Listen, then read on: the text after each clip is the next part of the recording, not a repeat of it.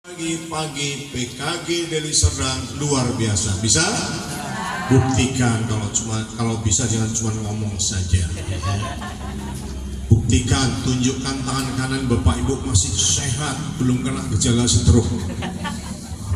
Baik, semangat pagi. Pagi. PKG Deli Serdang luar biasa.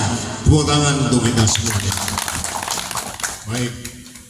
Yang saya hormati Ketua PKG Kabupaten Deli Serdang, berikut unsur pengurus, para ketua di kecamatan, selanjutnya penilik yang membersamai kegiatan kita, Bu Sugi, Bu Legi, Ani, saya pikir Sugi. Legi itu manis, Ani itu pandangan, manis dipandang. Kalau Sugi kaya.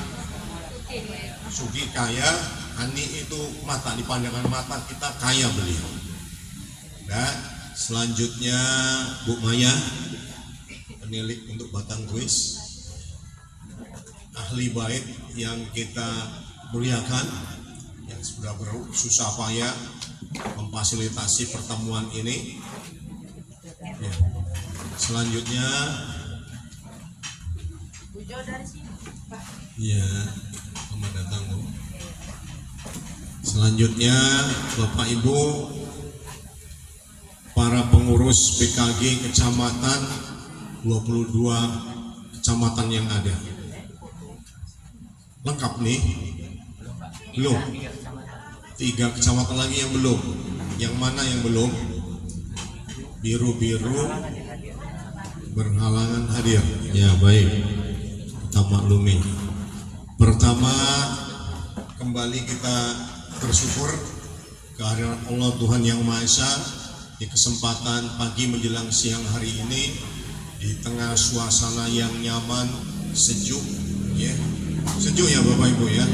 Nah, kita hadir secara bersama-sama dalam mengikuti pertemuan rutin PKG yang diselenggarakan setiap bulannya. Bapak Ibu yang saya hormati, kembali mengingatkan untuk apa sih PKG itu dan untuk apa PKG itu. Bapak Ibu, PKG adalah wadah untuk melakukan pembinaan, ya, antar gugus PAUD dalam wilayah kecamatan. Wadah antar gugus PAUD yang melaksanakan kegiatan pembinaan bagi 3-8 gugus PAUD dalam area yang terdekat. Bapak Ibu yang saya hormati, begitu strategisnya peran PKG ini. Kalau dia hanya hadir karena sekedar memenuhi tuntutan aturan saja, sangat disayangkan. Oleh sebab itu, karena kami percaya PKG ini ditangani oleh orang-orang yang militan, orang-orang yang semangat kerjanya luar biasa, semangat kebersamaannya luar biasa. PKG ini adalah wadah kita berkolaborasi, wadah kita bergotong royong, bersinergi untuk menghadirkan layanan PAUD yang berkualitas, baik di tingkat kecamatan, terlebih-lebih di tingkat kabupaten. Bapak Ibu, tujuan utama dibentuknya PKG ini adalah untuk menguatkan, meningkatkan, dan mengembangkan kapasitas dan kapabilitas pendidik dan tenaga kependidikan PAUD. Karena apa? Pemerintah menyadari bahwa kunci kemajuan pendidikan, terutama di jenjang PAUD, sangat ditentukan oleh ketersediaan SDM pendidikan yang unggul. Salah satu untuk menghadirkan SDM pendidikan unggul di jenjang PAUD itu melalui optimalisasi peran PKG PAUD di setiap kecamatan. Oleh sebab itu, sadari bahwa tanpa PKG PAUD pasti kita tidak akan mampu menyediakan layanan PAUD yang berkualitas. Ini adalah syarat krusial hadirnya PKG PAUD di tengah-tengah kancah pendidikan nasional, terutama di Deli Serdang.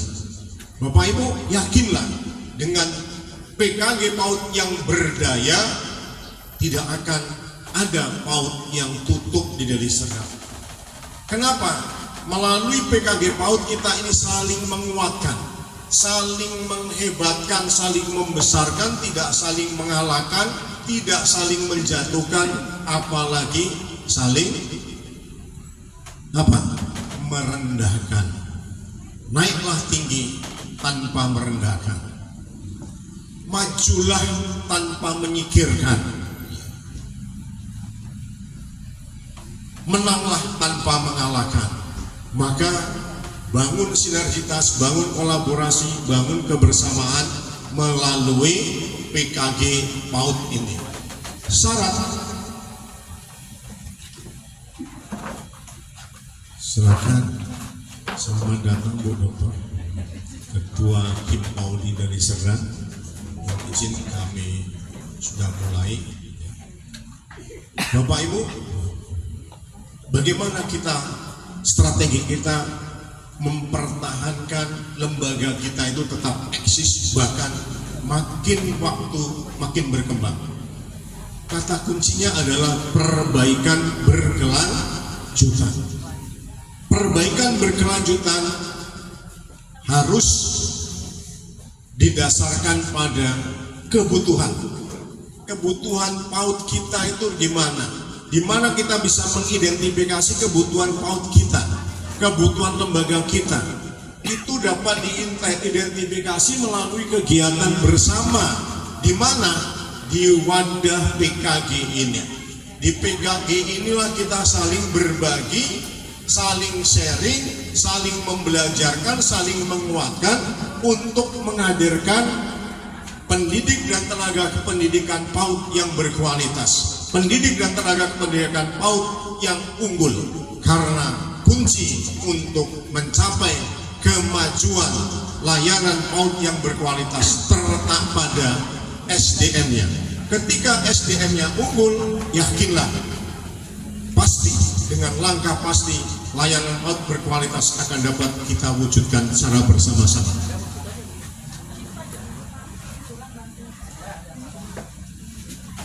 Bapak Ibu yang saya hormati, memperbaiki satuan pendidikan atau lembaga kita itu harus diawali dari kebutuhan. Kebutuhan dapat dicermati dari pemetaan yang ada di rapor pendidikan. Oleh sebab itu, rapor pendidikan yang ada di PAUD berdasarkan hasil suling jalan. Tampilkan data yang valid, tampilkan informasi yang jujur, sehingga akan didapatkan pemetaan PAUD sesuai dengan kondisi yang sebenarnya. Dari data PAUD yang valid di rapor pendidikan, kita akan melangkah memperbaiki setahap demi setahap, cepat lambat tapi pasti kita akan dapat mewujudkan layanan PAUD yang berkualitas. Oleh sebab itu, lakukanlah tindakan siklus manajemen yang ada di rapor pendidikan. Apa itu tindakannya? Yang pertama, identifikasi. Lakukan identifikasi. Terkait apa? Terkait masalah yang dihadapi oleh masing-masing lembaga. Tanpa kita lakukan identifikasi, maka langkah kita mengelola PAUD tidak akan fokus terarah menuju pada satu kemajuan yang pasti. Yang kedua, setelah kita menempuh langkah identifikasi, maka kita lakukan refleksi. Tindakan refleksi untuk mengidentifikasi mana masalah yang prioritas yang harus segera diperbaiki. Mungkin kalau sudah dibuka rapor pendidikannya akan tampil indikator-indikator 3 warna, merah, hijau, merah, kuning, hijau. Ya. Mana yang menjadi prioritas yang harus diutamakan di sini? Perbaiki yang merah, karena yang merah itu adalah kondisinya kurang. Setelah dilakukan refleksi, kita akan mendapatkan mana hal-hal yang sudah baik dari lembaga kita, mana hal-hal yang belum baik. Rumuskan dalam satu perencanaan tindakan, yaitu benahi dengan cara apa? Menuangkan dalam satu perencanaan, yaitu RKT, RKAS, rencana kerja tahunan, rencana kegiatan dan anggaran sekolah. Apa beda dari dua konsep ini? Kalau RKT itu menampung semua perencanaan, baik yang dia membutuhkan budget maupun yang tidak membutuhkan budget. Yang membutuhkan budget atau anggaran tuangkan di dalam RKAS, yang tidak membutuhkan budget atau anggaran tuangkan secara terintegrasi di dalam RKT. Jadi RKT itu menampung program kita dalam satu tahun, apa yang mau kita lakukan dalam satu tahun terhadap kinerja lembaga kita, baik yang berbiaya maupun tak berbiaya. Contoh yang tak berbiaya, budaya 5S, senyum, sapa, salam, sopan santun. Setiap pagi kita guru bergantian bergiliran menyambut kedatangan siswa berikut orang tuanya dengan pembiasaan positif. Ada biayanya? Nggak ada. Programkan dia di dalam RKT. Nah, ketika ada berbiaya seperti pertemuan rutin, wadah berbagi di PKG ini tuangkan di dalam RKAS. Nah, selamat datang Pak Kabid, mohon izin saya mulai dulu.